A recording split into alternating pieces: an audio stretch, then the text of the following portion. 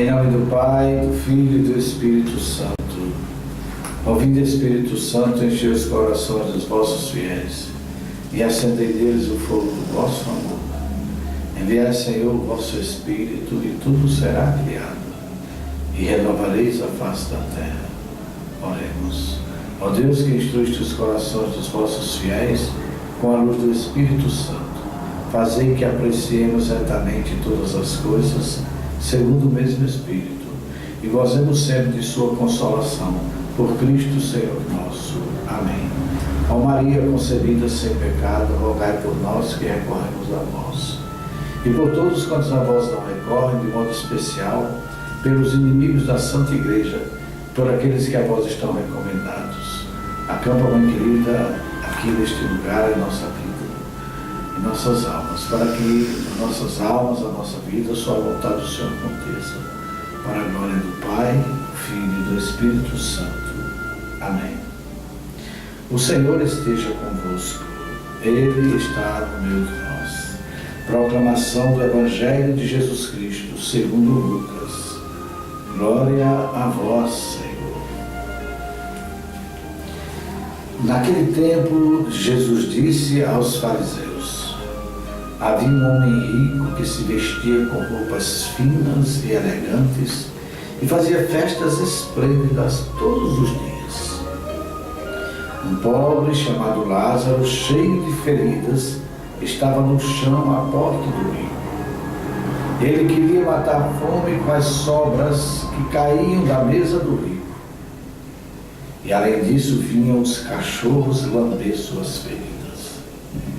Quando o pobre morreu, os anjos levaram-no para junto de Abraão. Morreu também o rico e foi enterrado. Na região dos mortos, no meio dos tormentos, o rico levantou os olhos e viu Abraão com Lázaro ao seu lado. Então gritou: Pai Abraão, tem piedade de mim. Manda Lázaro molhar a ponta do dedo para refrescar a língua, porque sofro muito nestas chamas.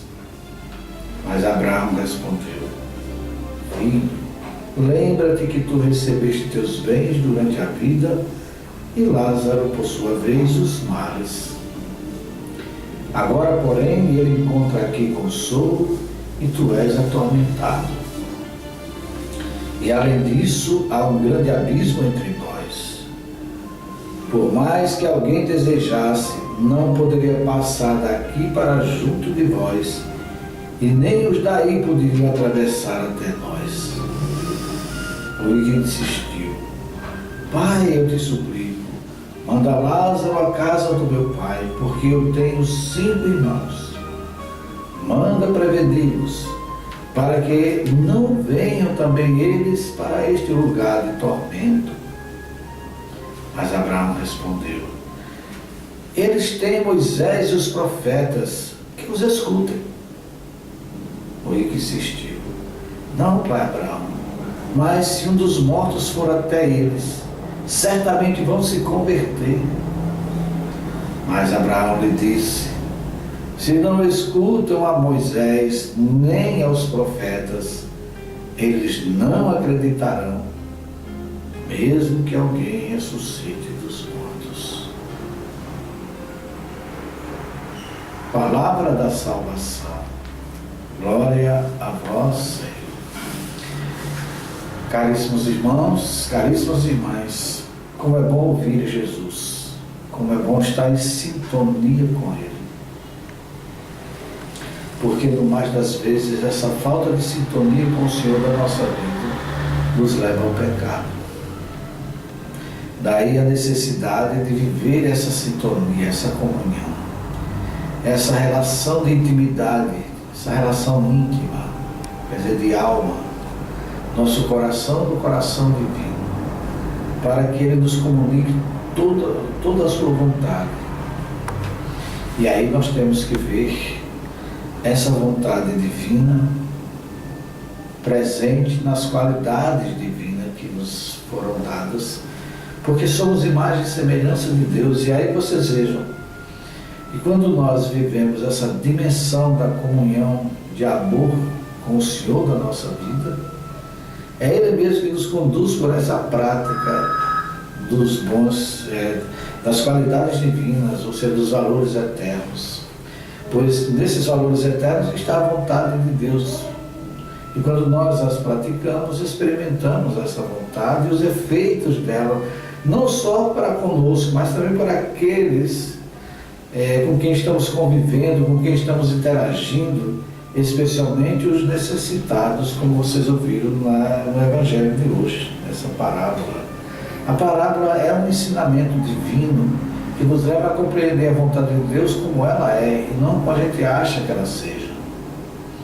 Por meio dessa palavra, esse ensinamento santo e eterno permanece conosco e na nossa prática de vida.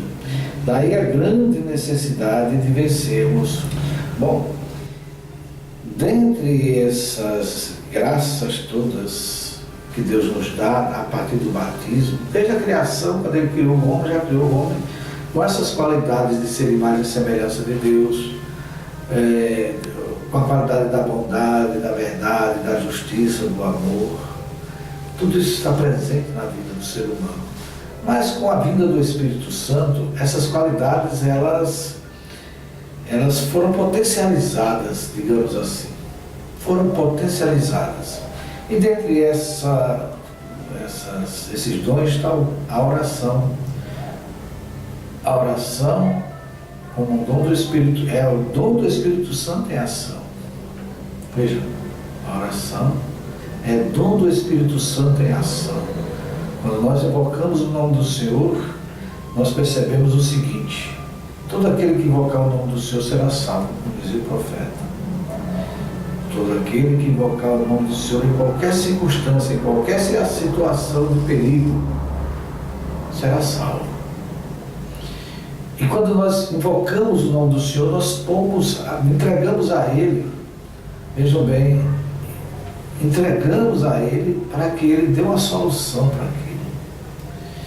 Ora, se nós que somos responsáveis e quando recebemos uma missão, recebemos alguma coisa para sermos responsáveis por aquilo, para darmos conta daquilo, nós logo procuramos a solução.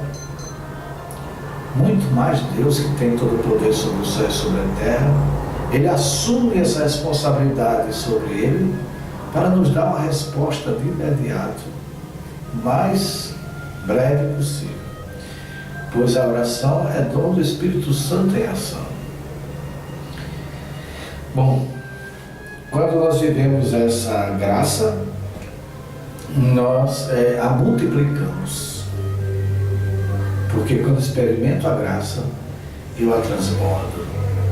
Porque Jesus nos ensinou isso no Evangelho de São João, no capítulo 7 desse Evangelho, versículo 37, em que ele dá um ensinamento dentro do templo. Ele diz assim: aquele que tem sede, vem a mim e beba. E do seu interior mandarão rios de água viva. Rios de água viva.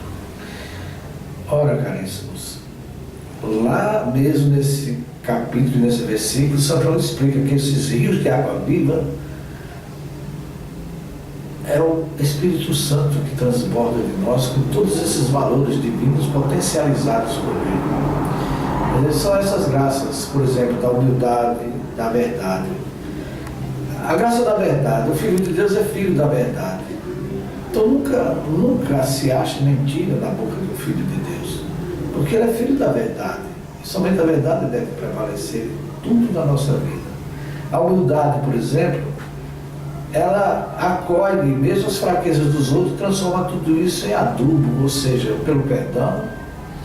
Ela dá uma resposta àquele que agride, àquele que ofende, àquele que não vive, não está vivendo a fé. E a resposta é: eu te perdoo, eu te entrego nas mãos de Deus, e o Senhor tem uma resposta para a tua vida. E para a nossa, para a vida de todos nós. Mas, na primeira leitura de hoje, nós percebemos o seguinte: que quando as pessoas se acham numa posição cômoda, elas não têm uma abertura para Deus, nem para as necessidades dos outros. Por quê? Porque eles assumem uma postura egoísta, apegada aos bens, e a luxúria, o luxo. Você não quer saber quem está passando fome, quem passa necessidade, quem está passando alguma dificuldade, porque ele já está usufruindo. Está na primeira leitura e no Evangelho de hoje. Ora, só que os bens temporais e materiais que existem em função de toda a coletividade, não de uns poucos. No Evangelho do passado nós vimos isso, nós meditamos isso. Quando os bens eles são em função de todos, para o bem de todos, eles continuam bens. Mas quando esses bens egoisticamente eles são privados, então deixa de ser um bem para ser um mal. É isso que a revista, que a primeira leitura nos ensina hoje, o Evangelho também. Por quê? Porque nós temos que entender que as nossas ações e a nossa vida aqui, ela está em função da eternidade, do que vai acontecer eternamente conosco.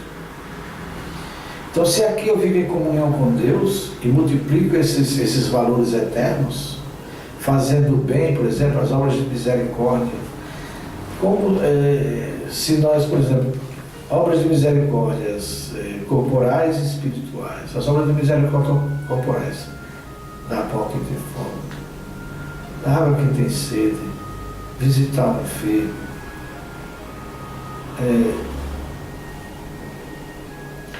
acompanhar no enterro, enfim, ajudar os necessitados dentro das nossas possibilidades. Porque Jesus disse que tudo que fizeres ao menor dos meus irmãos é a mim que estás fazendo. As obras de misericórdia espirituais, rezar por aqueles que nos perseguem,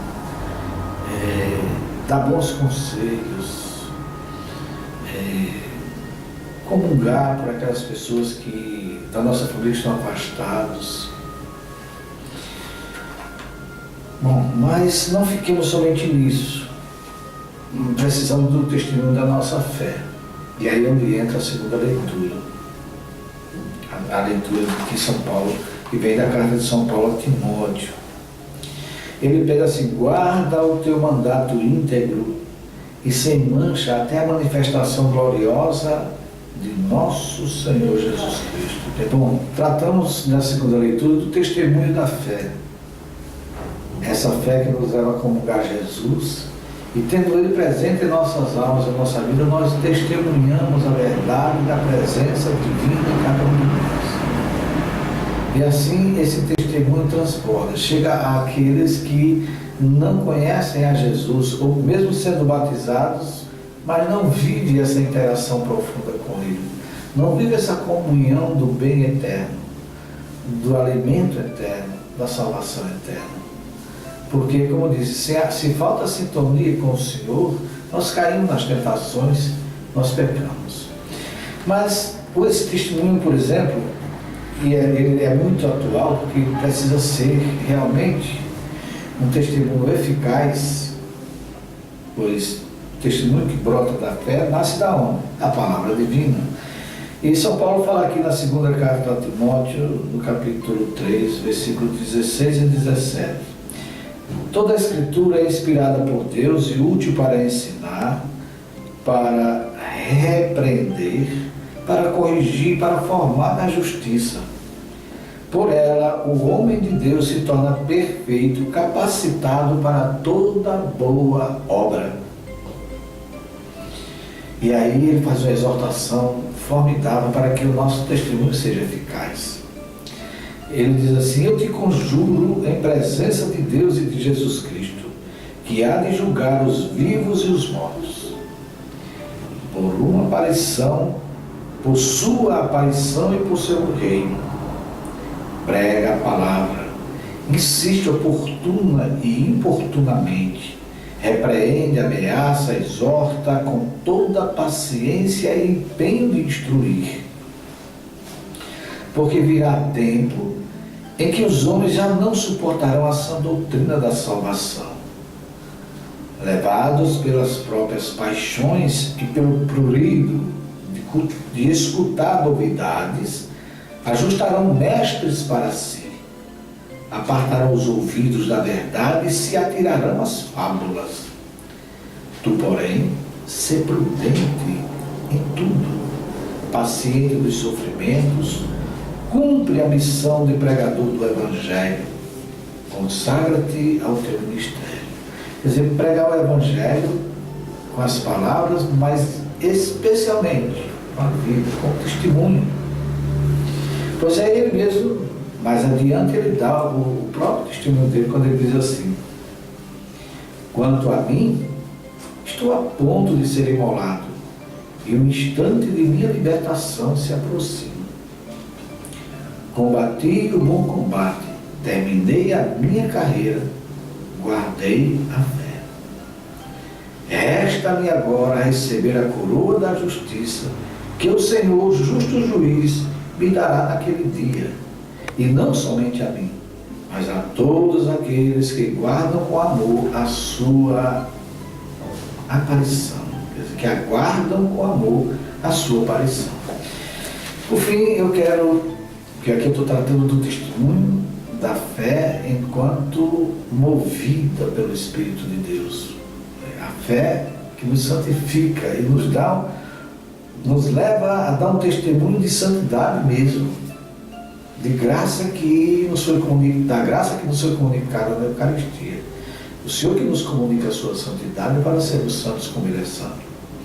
Mas eu chamo a atenção de vocês dessa parte do Evangelho que diz assim: porque virá tempo em que os homens já não suportarão a sã doutrina da salvação, levados pelas próprias paixões e pelo prurido de escutar novidades, ajustarão mestres para si, apartarão os ouvidos da verdade e se atirarão às fábulas. Mas isso está tão presente na sociedade hoje. Por exemplo, no Evangelho de hoje, fala que ninguém pode vir de lá para cá, nem daqui para lá. Quando alguém morre, não pode. Está lá no Evangelho de hoje, como Abraão mesmo, Jesus fala que Abraão, ele exorta, dizendo que não tem comunicação entre os mortos e nós e os mortos. Mesmo que alguém ressuscite, mesmo que alguém ressuscite e apareça aqui para nós, isso é determinação do Senhor, a não ser em algo especial, por exemplo, quando tem a aparição de Nossa Senhora. Essa aí é a aparição mística. O que é que significa mística? É aquela que Deus nos leva a ela, a essa aparição. E ela é autenticada pelos frutos. Conhecereis a árvore pelos frutos que ela dá. Então, essa aí é Deus que nos leva a compreender a aparição por exemplo, do Sagrado Coração de Jesus, a Santa Maria de Alacoque, a aparição de Fátima, de Nossa Senhora de Fátima. Por quê? Porque é Deus que nos leva a ela. Mas alguém que vem dos mortos para aqui, para conversar com a gente aqui, não, isso não existe, está aqui na Palavra de Deus. Só se a pessoa está querendo ouvir isso, querendo ver isso, mas não com a ordem divina, mas não porque Deus a tomou para si, para que ela vivesse aquela experiência do anjo. O anjo que aparece à Virgem Santíssima e comunica que ela vai ser a mãe do Salvador. Aí é Deus tomando Maria para si e realizando nela as maravilhas que realizou para a salvação de toda a humanidade. Então o anjo apareceu. Como apareceu a muitos no Antigo Testamento. Aí é diferente. Mas essa comunicação de espíritos que as pessoas escutam por aí no Espiritismo e outras religiões está descartada totalmente, porque não é a vontade de Deus, nunca foi, nunca será. Por isso, caríssimos irmãos, fiquemos atentos para que façamos em tudo a vontade de Deus, dando verdadeiro testemunho de nossa fé. O Senhor esteja convosco. Ele está no meio de nós. Deus vos abençoe e vos guarde. Amém. Ele vos mostre a sua face e se compadeça de vós. Amém. Volva para vós o Senhor e vos dê a sua paz. Amém. Abençoe-vos Deus Todo-Poderoso, Pai, Filho e Espírito Santo. Amém.